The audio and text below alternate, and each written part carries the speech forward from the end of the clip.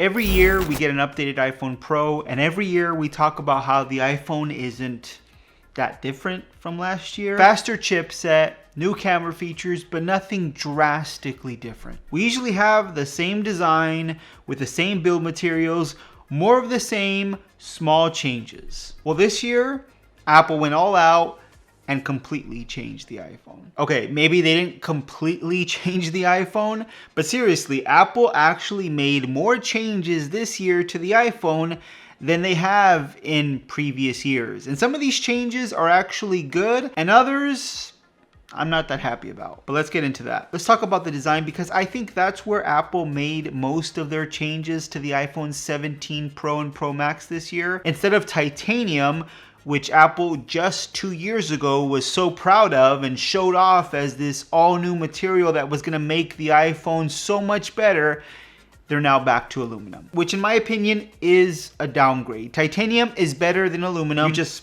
can't argue that, especially when it comes to durability. And it's already becoming evident with all these reports that this aluminum is having some issues. Now, I've had this phone for over 30 days, and I'm here to tell you, I haven't experienced that so far, but I will admit I'm extremely careful with this phone. I do have it in a case most of the time, but the bottom line is titanium is more durable than aluminum. It's a better, more expensive material, and Apple went backwards this year. Now, the aluminum unibody design, in my opinion, is much better than the previous metal sides and glass front and back that we had in previous designs. And maybe that was the issue with titanium, having a titanium unibody that's going to use up so much more titanium, which is more expensive. That was just going to make the phone a lot more expensive, and Apple just decided to go with a cheaper option. But let's talk briefly about the colors, because that's where I'm also pretty disappointed. We have here the deep blue color, and it's a nice color. I'm not gonna really kill Apple for giving us this deep blue color. It does look nice. It's kind of grown on me. The other two colors are kind of a letdown. The orange is just way too flashy for me, and the white, I just wouldn't normally go for a white phone. But where I'm just really kind of let down is that there's no black color. There's no midnight, there's no space black color.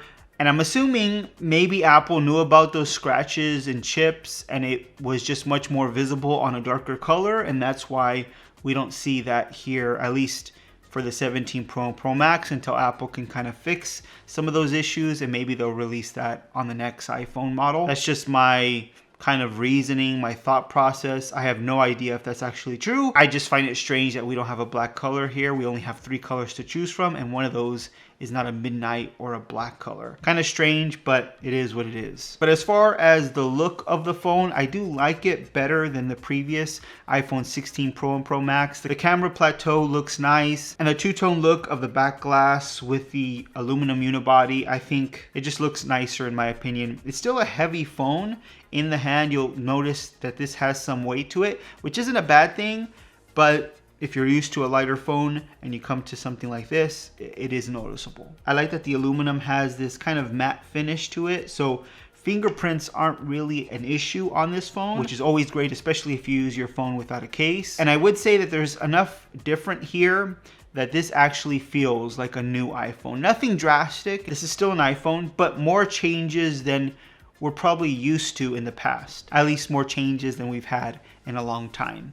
But now let's talk about performance. Battery life is extremely good on the iPhone 17 Pro Max, and it makes sense. This is by far the biggest battery Apple has ever put into an iPhone. The battery capacity is over 5,000 milliamp hours, and that translates to excellent battery performance, easily lasting me through a full day on heavy usage. I don't feel the need to carry around a charger with me when I have this phone, and Apple has finally given us the ability to fast charge the iPhone 17 Pro and Pro Max up to 40 watts. So that means this can charge up way faster than previous iPhones. You also have the A19 Pro chip inside, which of course is an extremely powerful chipset. Probably more power than you'll ever need on your phone, to be perfectly honest. And that, along with the vapor chamber that Apple added this year, makes this device just really the fastest and best performing phone that I've ever used. So far, whatever I've thrown at it, video editing, gaming, this phone can handle it, and more. Now, that's the thing about flagship smartphones today. We're at a time where almost every single flagship performs great, and you're not going to have any issues or anything noticeable when it comes to performance. Now, that's a very good thing, but it's also something to keep in mind. Every year, if you do upgrade, you're not going to notice a huge difference in performance because they all perform great. And this one is no different. Now, thanks to that new cooling system inside, I've never felt this phone actually get hot or slow down after extended usage, which is nice as well. Now, I've said a lot of good things about this phone so far, but by far, my favorite part of the iPhone 17 Pro and Pro Max is the camera. Now, I've always been a big fan of iPhone's camera system. It's always been my favorite. And this year, I just feel like Apple has made such a superb camera system that I always tend to just grab or gravitate to the iPhone when I want to take video or even photos now. Video is, as always, the best on any smartphone. The detail you get from that 48 megapixel Pro Fusion camera is amazing. I also love the different video shooting modes that you get. Action mode, for example, does an amazing job at just keeping your videos smooth. Macro mode is even better now with the inclusion of the 48 megapixel telephoto lens. You can get so much more detail, and this is just an all-around great camera system. Even the selfie camera is better than it's ever been. And now that the camera sensor is square instead of rectangle, this allows you to take either portrait or landscape shots at all times. So there's no need to rotate your phone to get a landscape shot or vice versa. There's just so much flexibility with this camera. And I feel like Apple has little by little added more pro features to really help you tinker and just get the best possible shots and video you could want on a smartphone. Now, the camera control button, to be honest, I don't really use it all that much other than pressing it to open up the camera. Honestly, I don't feel like this camera button will be here much longer. Apple doesn't really talk about it as much anymore, and it's kind of sad because I feel like it's one of those features that everyone talked about, that they wanted on their iPhone. When the Sony Xperia had this camera button that allowed you to open up the camera and take pictures and use it as a shutter button, that's what I remember watching reviews on that phone and how people wanted that button for their iPhone. They wished a button like that would be on the iPhone.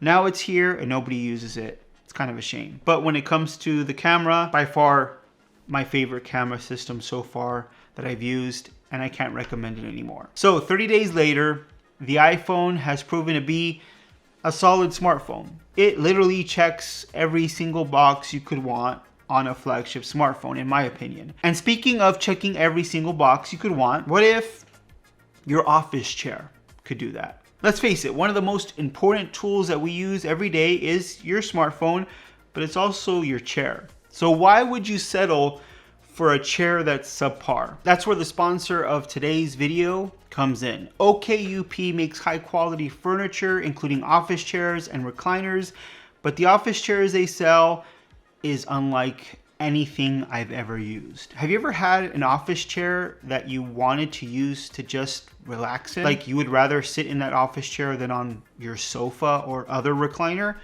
I've never had that before until now. This is the M80 model, and this chair is not only comfortable with amazing leather material, plenty of cushion on the bottom and back, it has motors to recline and almost completely lay flat, so it's like you're laying down on a bed. Not only that, but this model that I have here has a built-in massager and heating and cooling. This thing is incredible. You're gonna finish up your work and you're just gonna wanna stay in that chair afterwards. That's how comfortable it is. Not only that, but you're just so much more comfortable getting work done in a chair like this because it has all that support that you need. You're not gonna get up from a long day of work at your desk and feel like your back is killing you. I'll leave a link to the OKU website so you can check out all they have to offer, and I'll even include a link to get 12% off your order. I'm sure if you're watching this video, you don't settle for just any smartphone, so don't settle for any office chair. So check out OKUP today,